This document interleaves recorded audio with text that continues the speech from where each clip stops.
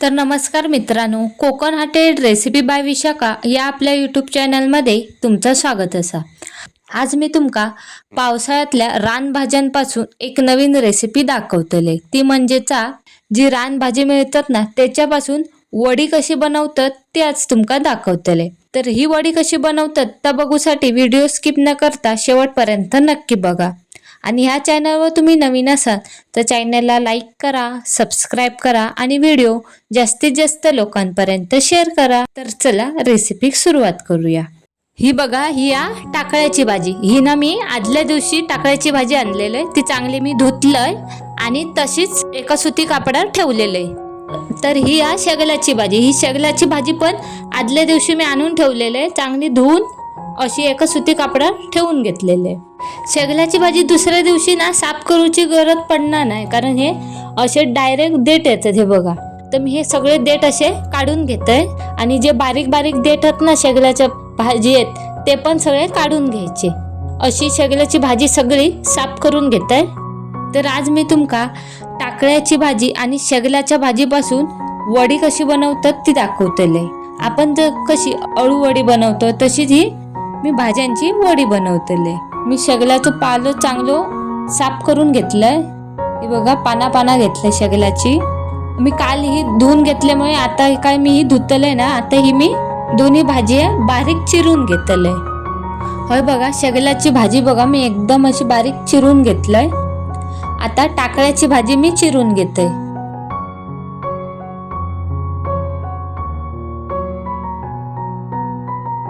होय बघा, दोन्ही भाजी मी बारीक चिरून घेतलंय। एक मिक्सरचा भांडा घ्यायचा, त्याच्यात अर्धी वाटी लसूण घ्यायची। ही लसूण मी सोलून घेतलंय ना, ही अशी चांगली धुवून घेतलंय अर्धी वाटी। 7 ते 8 हिरवे मिरचे, तुम्ही हिरवे मिरचे तुमच्या आवडीनुसार कमी जास्त पण करू शकता। होय घेतलंय 1 चमचा जिरा आणि ह्याच्यात एक छोटो तुकडो आल्याचो घ्यायचो आणि जर तुमच्याकडे कोथिंबीर असत ती पण ह्याच्यात टाकलात तरी चालत। आता हे आपण मिक्सरला लावून घेऊया।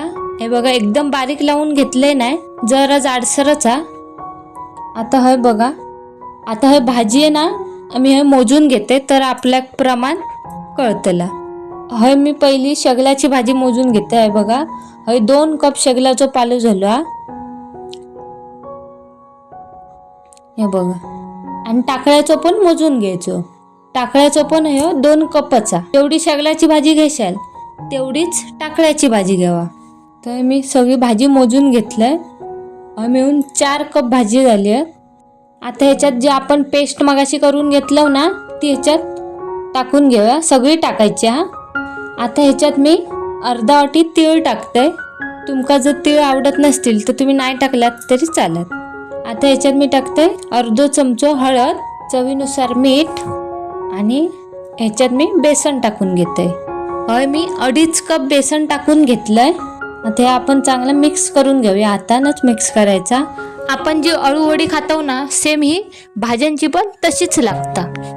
हे पहिला चांगला मिक्स करायचा, कारण ह्याच्यात आधी पाणी ओतायचं नाही। तर मी थोडासा पाणी घेते वतून, एकदम थोडा पाणी टाकून हे मिक्स करून घ्यायचं। जर तुमका ह्याच्यात बेसन कमी वाटत असत तर तुम्ही वरून बेसन टाकू शकतास। मी चांगलं असं घट्ट गोळं बनवून घेते। हे बघा, मस्त असं गोळं तयार झाला। हे गोळ्यावर 1 चमचा तेल टाकून परत एकदा गोळं चांगलं मिक्स करून घ्यायचं। हे बघा, मी अळू वडी उकडूची एक चाळण घेतलंय, त्या चाळणीत ना खाली तेल लावायचा, म्हणजे कसे अळू वडे उकडून घेतलं ना तेव्हा हे अळू वडे चाळणीत चिकटत नाही। आता या गोळ्याचे आपण लांबट असे वड्या बनवून घ्यायचे। तर पहिला हातात तेल लावायचा, म्हणजे कसं हे मिश्रण आपल्या हातात चिकटत नाही। आणि असं आपण जसे अळू वडे कसे रोल करतो तसे ह्याचे लांबट असे रोल बनवून घ्यायचे। बघ, जसं मी व्हिडिओ मध्ये दाखवलंय तसं। आता हे रोल तयार झालं एक, तो चाळणीत ठेवून घेऊया। असे सगळे रोल मी बनवून घेतोय, पण लक्षात ठेवा सगळे हे रोल ठेवताना चाळणीत ना जरा बाजूबाजूक ठेवायचे, चिटकून ठेवायचे नाही, नाहीतर हे एकमेकाक चिकटतले। तर हे असे सगळे रोल बनवून झाले। हे एका टोपात मी पाणी उकळत ठेवलेले, तर ताप पण चांगला उकळला। आता ही चाळण त्या टोपात ठेवून घेऊया। आता हे चाळण टोपात ठेवून झाली ना का त्याच्यावर एक झाकण ठेवायचा, म्हणजे हवा जाता नाही म्हणून.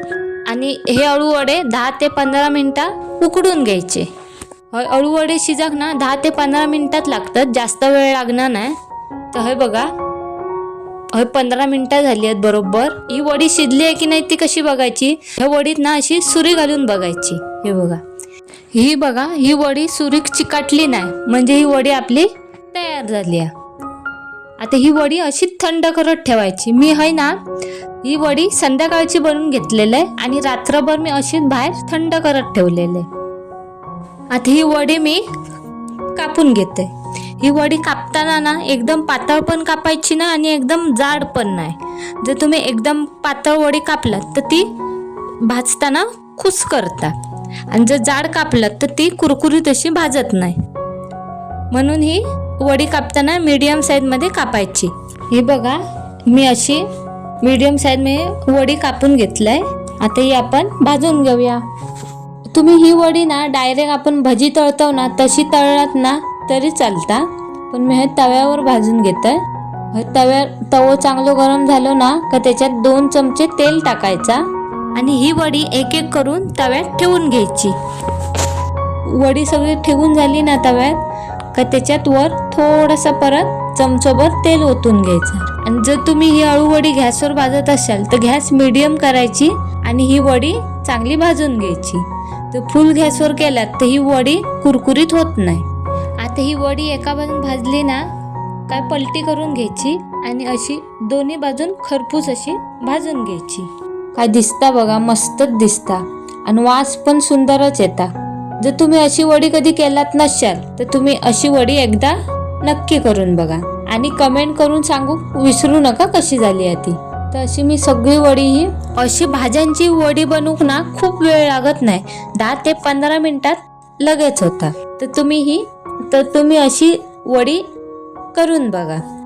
तुम्ही अशी वडी बनवून ना लहान मुलांका पण देऊ शकता. लहान मुलं ही अशी अळू वडी खूप आवडीन खातात. आताची लहान मुलांना भाजी खाऊक बघत नाही. जर तुम्ही अशी वडी बनवलात ना भाज्यांची तर ती आवडीन खातील. तर तयार असा आपली ही रान भाज्याची वडी. ही वडी तुमका कशी वाटली तर कमेंट करून नक्की सांगा. आणि ह्यो व्हिडिओ तुमका आवडलो असेल तर व्हिडिओक लाईक करा, शेअर करा, कमेंट करा आणि कोकणाटेड रेसिपी बाय विशाखा या चॅनलला सबस्क्राईब करू विसरू नका. परत भेटूया एका नवीन रेसिपीमध्ये. बाय.